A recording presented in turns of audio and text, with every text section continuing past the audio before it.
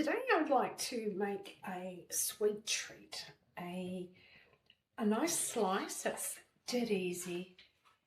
It's very, very tasty and it's very inexpensive to make. You can make it with quite possibly things that you've got sitting in your pantry or your cupboard, and great, especially now everything is so expensive, so it makes it very, very frugal.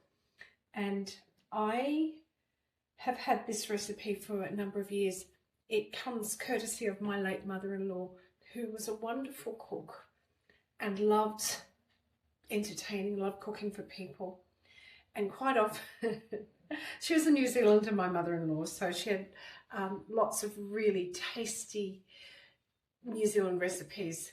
And whenever someone would, and it was quite common after a party or get together, people would compliment her on her dishes that she'd made, and they would often ask her to share the recipe, and she would smile sweetly and say, yes, of course.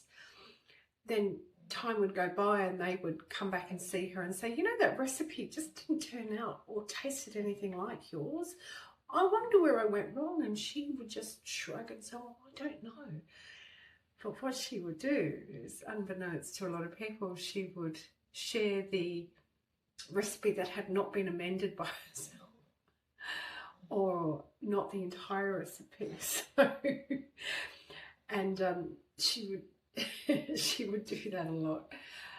Fortunately, some recipes she did share willingly, and this was one of them. It's called hiker's cake. Now, the first thing I'm going to do is grease a little tin. So that's, I've just greased my little tin. Put that aside. Now, it uses a whole pack of Maori biscuits. The original recipe being a New Zealand recipe called for wine biscuits, which is again the equivalent in Australia is a Maori biscuit, and it's a plain vanilla biscuit. It's very inexpensive. I think it runs at about $2, $2.50 per pack, unless you can get them on special. And they're just a plain biscuit, lovely to dunk. So what I'm going to do is put the whole packet in and just break them up. Now, we don't want to break it up too fine, so that's why I'm not doing it in a plastic bag with a rolling pin, because then it will, there's the danger of you breaking it up a little bit too much, and then you'll be making a cheesecake. So just quickly break it up. Pieces about yay big. They're about, I don't know, 1.5 centimeters, something like that. Not that big. That's plenty. So the next step is to just crack an egg into a bowl and just give it a very quick whisk. I'll put my shells in the compost.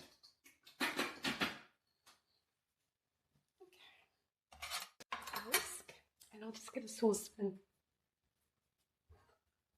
So the rest of the ingredients, we're just going to put them into a saucepan.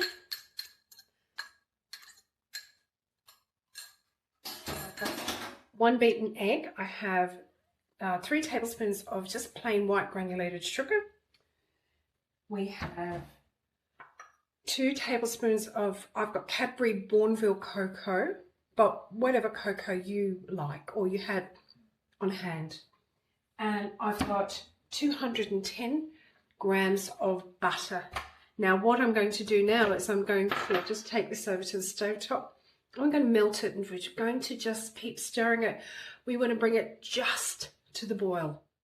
Now I've mixed all of those ingredients, and there they are in the pan. Now I've got it over a medium heat, and I keep stirring it so the egg in this mixture does not stick. Now it doesn't take long. As soon as it starts coming to the simmer, you whip it off the heat, which is just about now. Okay, so that's all done. That lovely mixture is completely combined, melted, and it did come to a simmer. So we're going to now tip a whole lot into the bowl with our biscuits. Just get the spatula, get all of this yumminess out of the saucepan and into the bowl. And then we just give it a good mix.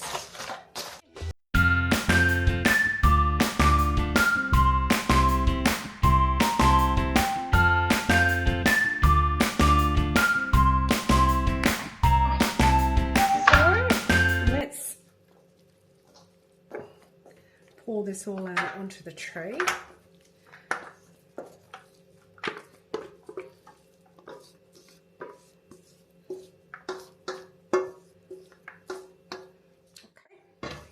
Now I'm just going to press that down. Just try and make it as even as possible. I might actually get a spoon and do this.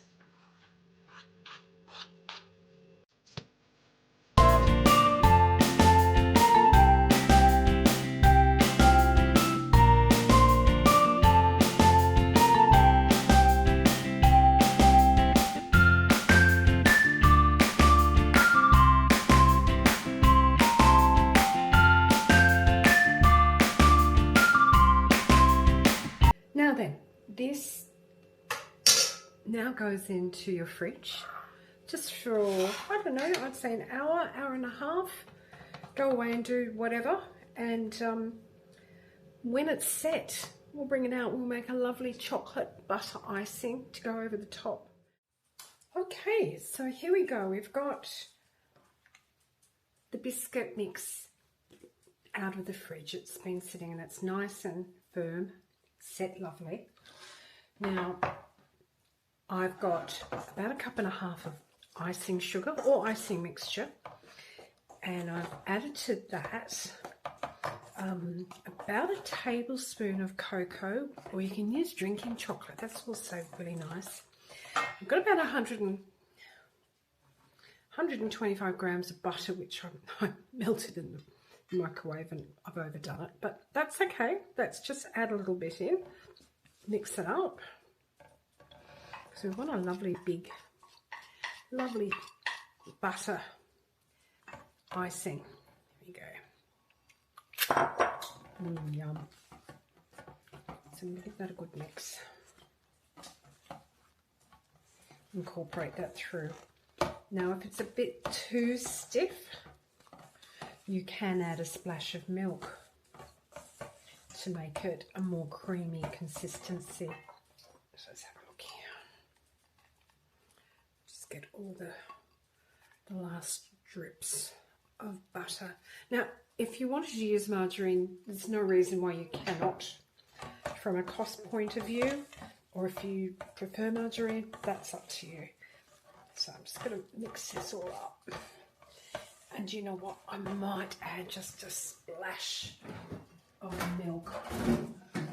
And I do mean just a splash. Here we go. Let's see how that goes.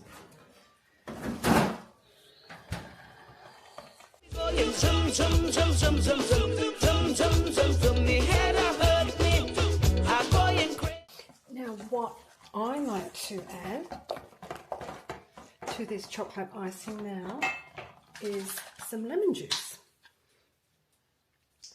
and I just mean a little drop, and I'll taste that in a moment just to make sure it's got enough.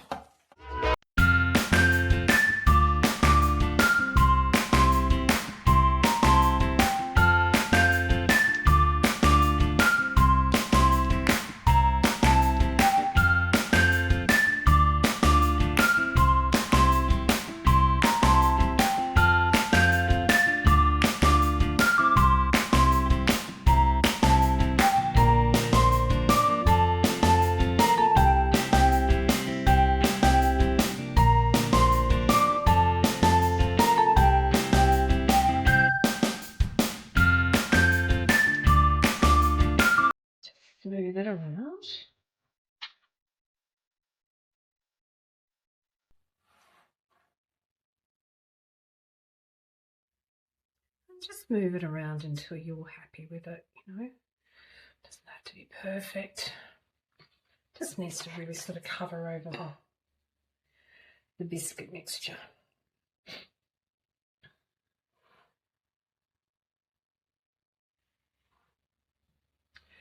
Lovely. So now back in the fridge until the icing sets. Okay, see you in a bit.